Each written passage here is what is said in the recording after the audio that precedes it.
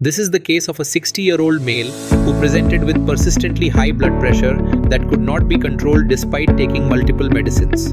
CT angiography revealed a type B aortic dissection. Over time, long-standing high blood pressure, smoking, and aging weaken the wall of the aorta.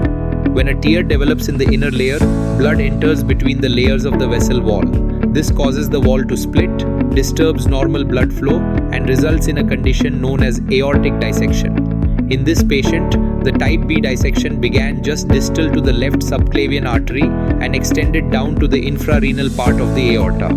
This led to reduced blood flow to the renal arteries, causing persistent high blood pressure that could not be controlled with medicines alone. The patient also had complex aortic arch anatomy, making a routine stent graft unsuitable because bird beaking can occur when the stent does not fit the curved aorta properly and leaves a gap. There were three possible ways to plan this procedure. The first option was a hybrid surgical and endovascular approach. This would have required open surgery along with bypass for aortic arch vessels, involved longer recovery time, and carried a higher risk of mortality. The second option was a custom-made graft. However, this would have taken nearly 4 weeks for delivery, which was not suitable given the patient's condition. The third option was an on-table modification of a thoracic stent graft.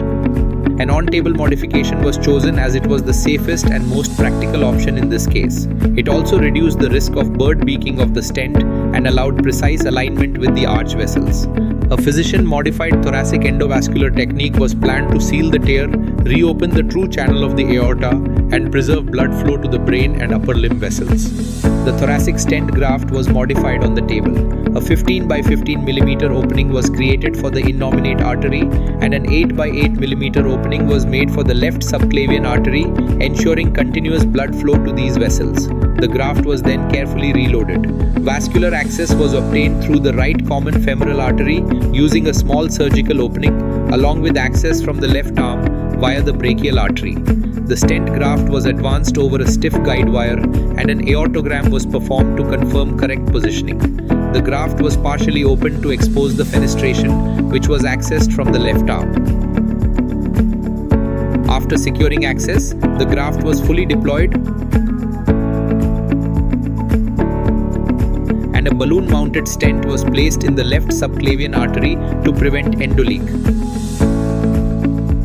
Final angiography showed good graft position, restored blood flow through the true channel of the aorta, and preserved perfusion of the left subclavian artery. This case highlights how a weakened aortic wall can lead to dissection and how physician-modified endovascular repair can safely restore circulation, protect vital vessels, and improve outcomes in patients with complex anatomy.